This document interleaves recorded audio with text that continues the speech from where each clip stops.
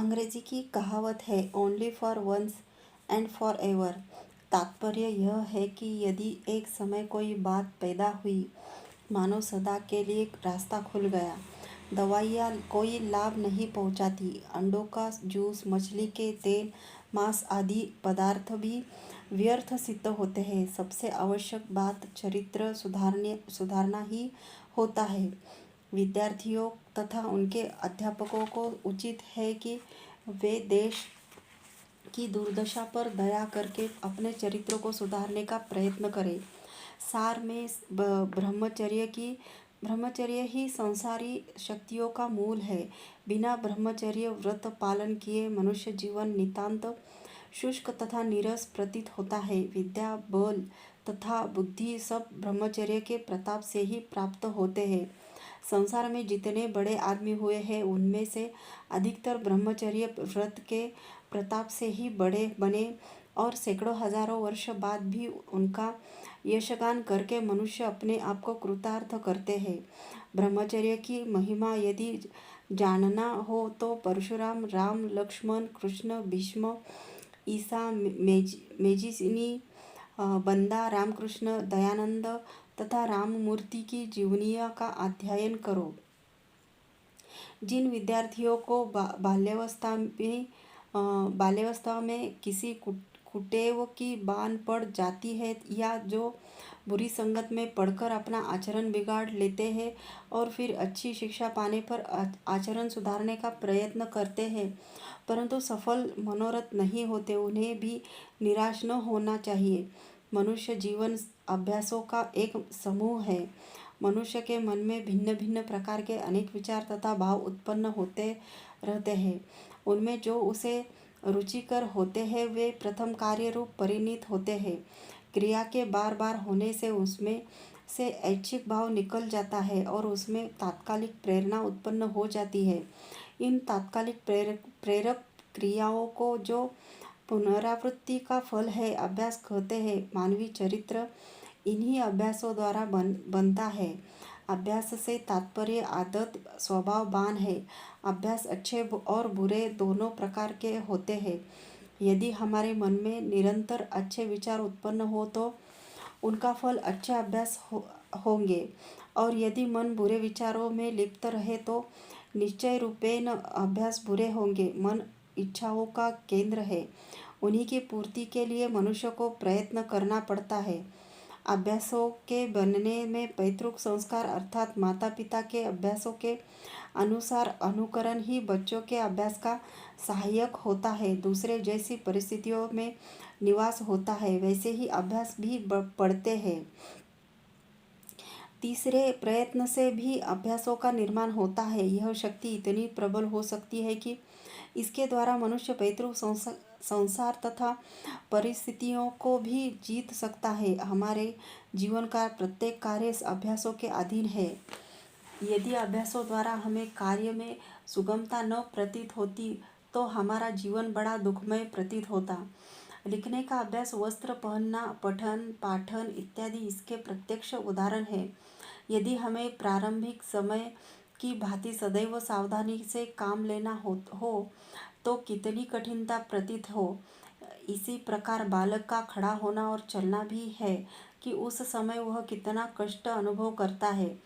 किंतु एक मनुष्य मीलों तक चला जाता है। बहुत लोग तो चलते चलते नींद भी ले लेते हैं।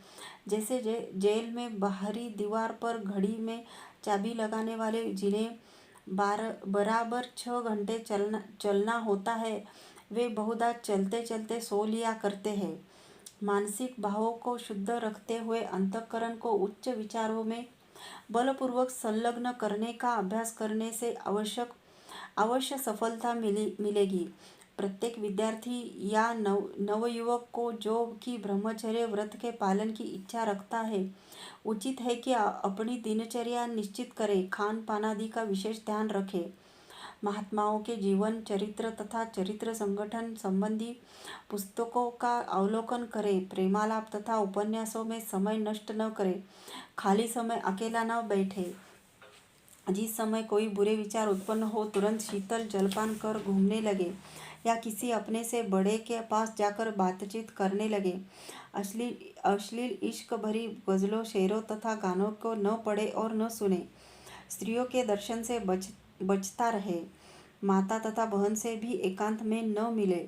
सुंदर सहपाठियों या अन्य विद्यार्थियों से स्पर्श तथा आलिंगन की भी आदत न डाले। विद्यार्थी प्रातःकाल सूर्य उदय होने से 1 घंटा पहले शैया त्याग कर शौचादि से निवृत्त हो व्यायाम करे या वायु सेवनार्थ बाहर मैदान में जावे। सूर्य उदय होने के 5-10 मिनट पूर्व स्नान से निवृत्त होकर यथा विश्वास परमात्मा का ध्यान करे। सदैव कुएं के ताजे जल से स्नान करे। यदि कुएं का जल प्राप्त न हो तो जाड़ों में जल को थोड़ा सा गुनगुना कर ले और गर्मियों में शीतल जल से स्नान करे। स्नान करने के पश्चात थोड़ा सा जलपान करे। कोई फल, शुष्क मेवा, दुग्ध अथवा सबसे उत्तम यह है कि गेहूं का दलिया रंधवा कर यथा रुचि मीठा या नमक डालकर खाए। फिर अध्ययन करे और 10 बजे से 11 बजे के मध्य में भोजन कर ले। भोजन में मांस, मछली, चरपरे, खट्टे, गरिष्ठ, बासी तथा उत्तेजक पदार्थों का त्याग करे। प्याज, लहसुन, लाल मिर्च, आम की खटाई और अधिक मसालेदार भोजन कभी न खावे। सात्विक भोजन करे। शुष्क भोजन का भी त्याग करे।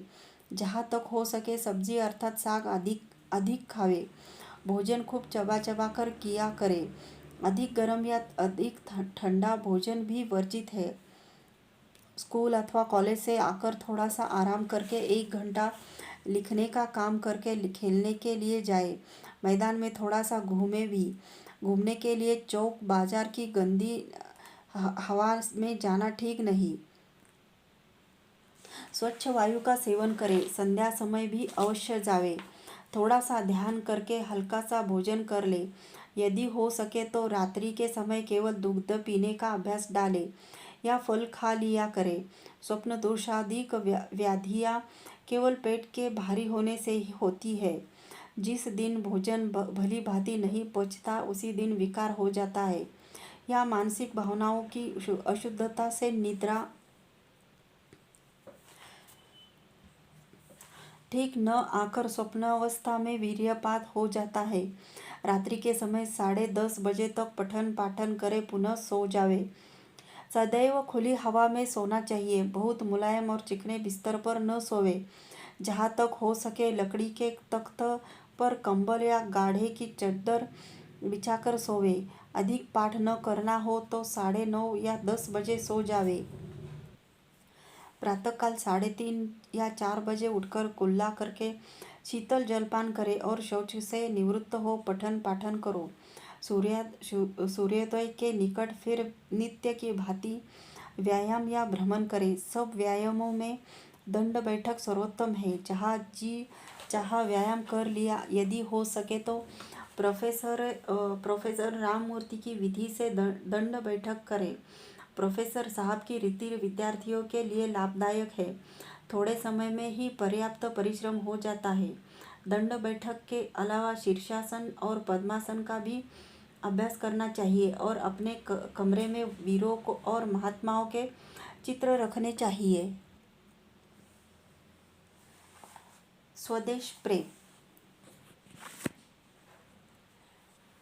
पूज्यपाद श्री स्वामी सोमदेव का देहांत हो जाने के पश्चात जब से अंग्रेजी के 9वें दर्जे में आया कुछ स्वदेश संबंधी पुस्तकों का अवलोकन आरंभ हुआ। शाहजहाँपुर में सेवा समिति की नींव पर पंडित श्रीराम वाजपेयी जी ने डाली। उसमें भी बड़े उत्साह से कार्य किया। दूसरों की सेवा का भाव हृदय में उदय हुआ। कुछ समझ में आने लगा कि वास्तव में देशवासी बड़े दुखी है। उसी वर्ष मेरे पड़ोसी तथा मित्र जिनसे मेरा स्नेह अधिक था एंट्रेंस की परीक्षा पास करके कॉलेज में शिक्षा पाने चले गए। कॉलेज की स्वतंत्र वायु में उनके हृदय में भी स्वदेश के भाव उत्पन्न हुए।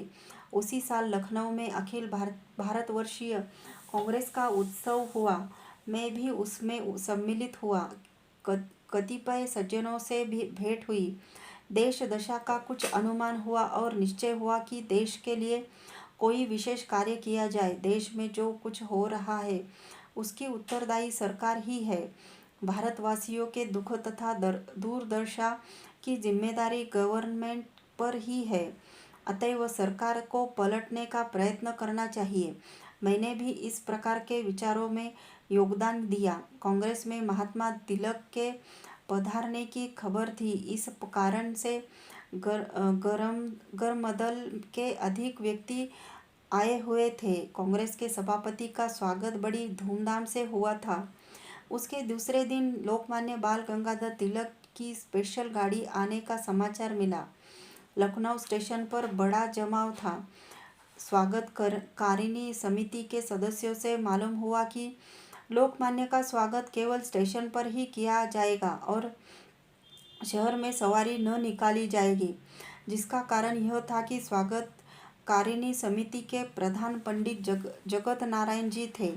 अन्य गणमान्य सदस्यों में पंडित गोकर्णर नाथ जी तथा अन्य उदार दल वालों मॉडरेटों की संख्या अधिक थी। मॉडरेटों को भय था कि यदि लोकमान्य की सवारी शहर में निकाली गई तो कांग्रेस के प्रधान से भी अधिक सम्मान होगा, जिसे वे उचित न समझते थे। अतः उन सबने प्रबंध किया कि जैसे ही लोकमान्य तिलक पधारे, उन्हें मोटर में बिठाकर शहर के बाहर निकाल ले जाए। इन सब बातों को सुनकर नवयुवकों को बड़ा खेद हुआ। कॉलेज के एक एमए के विद्यार्थी ने इस प्रबंध का विरोध करते हुए कहा कि लोकमान्य का स्वागत अवश्य होना चाहिए। मैंने भी इस विद्यार्थी के कथन में सहयोग दिया। इसी प्रकार कई नवयुवकों ने निश्चय किया कि जैसे ही लोकमान्य स्पेशल से उतरे उन्हें घेरकर गाड़ी में बिठा लिया जाए और सवारी निकाली जाए। स्पेशल आने पर लोकमान्य सबसे पहले उतरे। स्वागतकारिणी के सदस्यों ने कांग्रेस के स्वयंसेवकों का घेरा बनाकर लोकमान्य को मोटर में जा बिठाया। मैं तथा एक एमए का विद्यार्थी मोटर के आगे लेट गए। जब कुछ समझाया गया मगर किसी की एक न सुनी। हम लोगों की देखा देखी और कई नवयुवक भी मोटर के सामने बैठ गए। उस समय मेरे उत्साह का यह हाल था कि मुंह से बात न निकलती थी, केवल रोता था और कहता था, मोटर मेरे ऊपर से निकाल ले जाओ। स्वागतकारिणी के सदस्यों से कांग्रेस के प्रधान को ले जाने वाली गाड़ी मांगी। उन्होंने देना स्वीकार न किया। एक नवयुवक ने मोटर का टायर काट दिया। लोकमान्य जी बहुत कुछ समझाते, किंतु वहाँ सुनता कौन।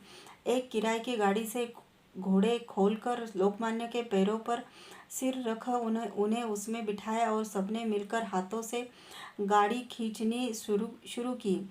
इस प्रकार लोकमान्य का इस धूमधाम से स्वागत हुआ कि किसी नेता की उतने जोरों से सवारी न निकाली गई।